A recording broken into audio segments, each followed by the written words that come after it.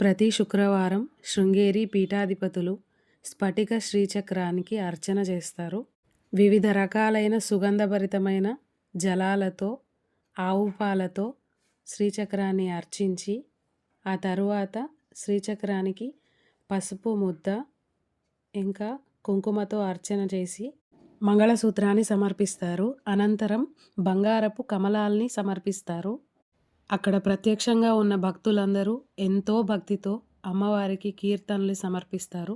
వేద పండితులు వేదాన్ని వల్లిస్తూ ఉండగా భక్తుల యొక్క భక్తి కీర్తనల నడుమ అతి అరుదైన స్ఫటిక శ్రీచక్రానికి అర్చన చూడడం చాలా అదృష్టం, ఎన్నో జన్మల పుణ్యఫలం.